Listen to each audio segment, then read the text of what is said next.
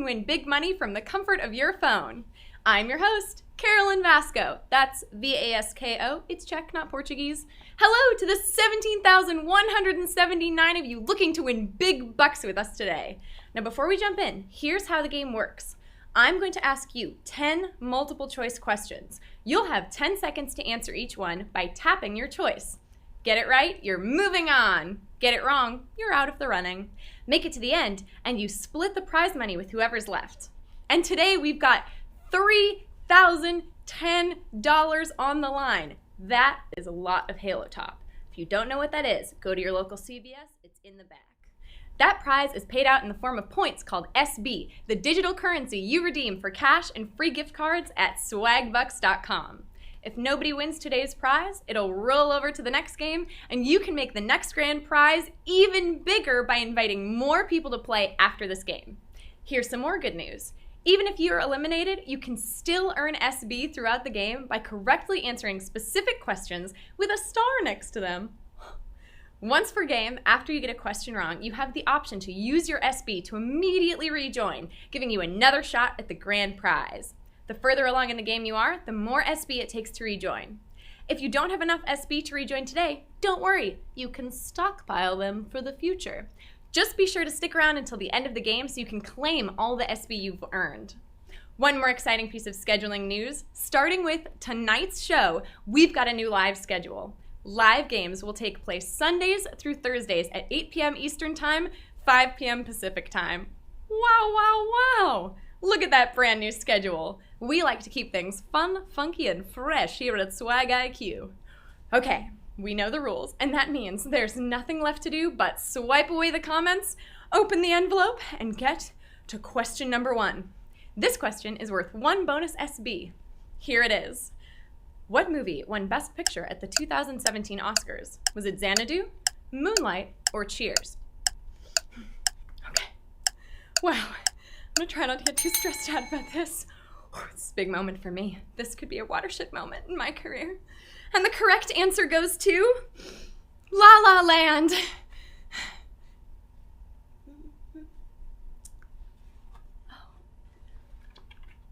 No, wait, Moonlight. You guys were the right answer. And it looks like 14,522 of you are walking away with those gold statuettes. And for the rest of you, we'll have to cut to commercial. Now I know how Warren Beatty felt. It's not fun, you guys. Not fun at all. Okay, here's question number 2. Here it is. Who won a posthumous Oscar for playing the Joker? Was it Heath Ledger, Cesar Romero, or Jack Nicholson? You know, funnily enough, the Joker was my nickname in high school because, you know, I'd tell funny jokes like, hey, what's the difference between an elephant and a strawberry? One's red. That joke killed in the cafeteria, by the way. At the 2009 Oscars, the Batman sequel, The Dark Knight, was nominated for a total of 8 Academy Awards, winning 2, 1 for sound editing and 1 for Best Supporting Actor, which went to Heath Ledger. And it looks like 13,351 of you will not be getting the right answer posthumously, and the rest of you might want to put up the bat signal. You know, I kind of wish that Cesar Romero had won some awards for playing the Joker in the 1960s, mostly because he refused to shave his mustache. I mean, just look at that beauty. I mean, you can put makeup on a man, but you can't hide a man's mustache, and that's the real artistry of the thing. Now, this next question is worth another one of those bonus SB, so here it is. Which of these films won the most Oscars? Was it Citizen Kane, West Side Story, or Gone with the Wind? All 3 of which are the only 3 movies in my personal movie collection. I have a very limited collection. I only like certain, very specific films.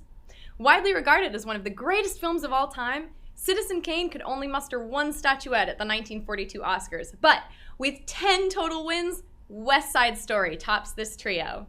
And 2,529 of you knew the story on this one, and the rest of you were Gone with the Wind.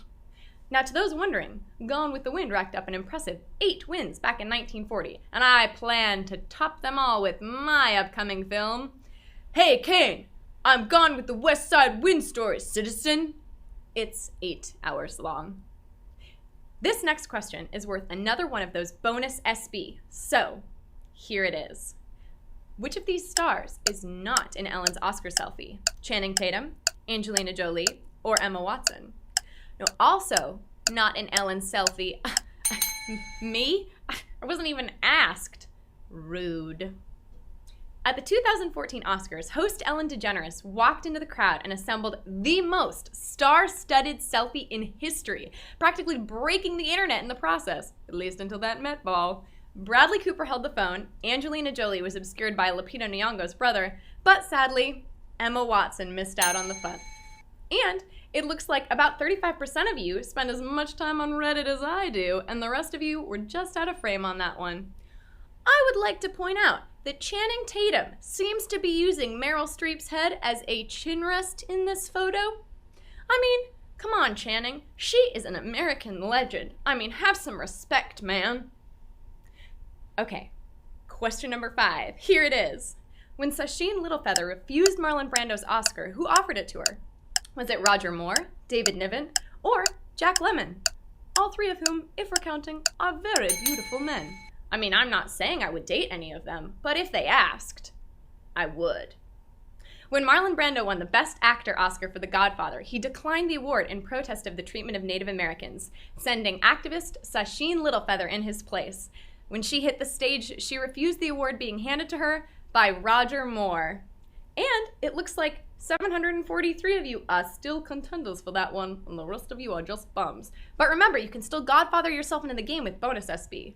And to all the actors out there who are considering declining their Oscars, let me save you some time. I'll take them. Have your people call my people. We'll work it out. This next question is worth 2 bonus SB. So, here it is. Which director has never won the Irving Thalberg Award? Is it George Lucas, Martin Scorsese, or Steven Spielberg? And worth noting here that this award is an honorary award. You know, not one of those typical non-honorary awards. This one's an honorary. The Irving G. Thalberg Award is given to creative producers whose bodies of work reflect a consistently high quality of motion picture production. That certainly applies to all of these directors, but unfortunately, Martin Scorsese was never honored with this award. And it looks like 303 of you knew the answer to that one and are high-quality question answerers. And the rest of you might have to go back to the storyboard. And we have some people rejoining. Remember that you can do that.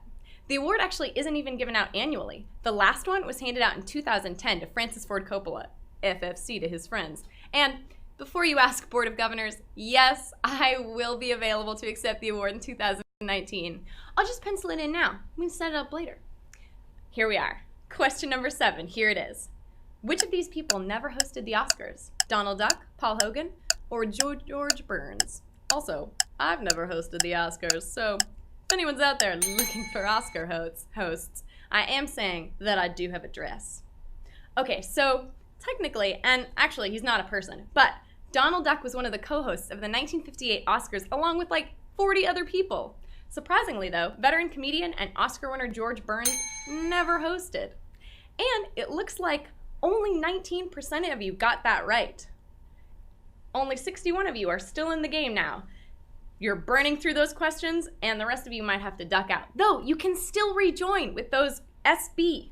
You know, a good host puts out appetizers and beverages for their guests, and all I ever hear these celebrities talking about is how hungry they are.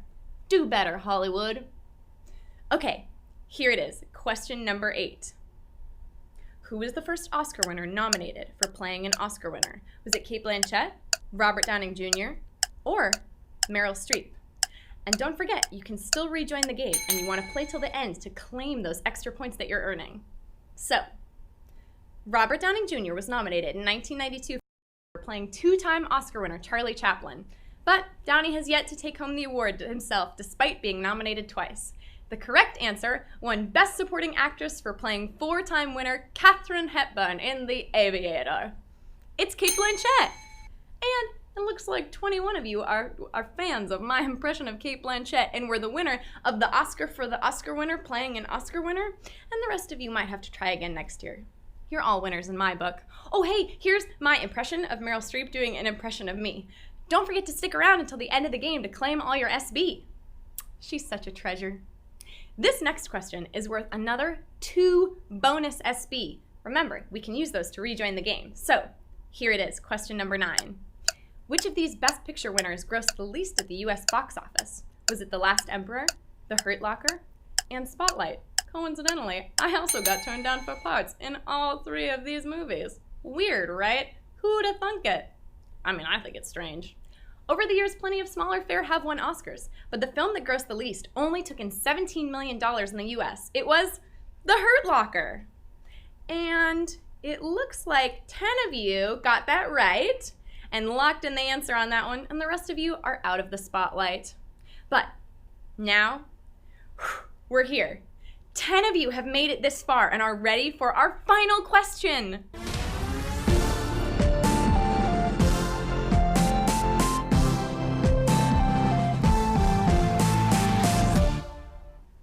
If you win the game today, take a screenshot of your win and post it to social media with the hashtag #SwagIQ and include your share link. Let's make that next grand prize bigger, people. This next question is worth 4 bonus SB. That's 2 squared, 2 to the 2nd power. Powerful stuff, team. Here it is. Which of these movies was not featured in a Billy Crystal Oscar medley? Was it Secrets and Lies, The Cider House Rules, or Rain Man? Guys, my mom is watching, and I bet she knows this one. Hi, Mom. Hi. Every year that Billy Crystal hosted the Academy Awards, he would perform a song and dance medley incorporating all of that year's Best Picture nominees. But one of these films is from a year in which he did not host, and that year was 1989. There was no host, so Billy didn't sing about Rain Man.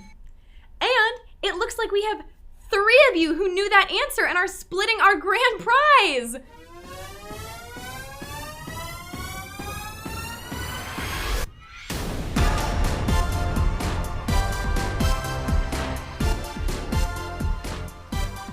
Congratulations to all of you who are splitting the grand prize today. You're getting your prize in the form of points called SB. That's Roxy Erickson 384,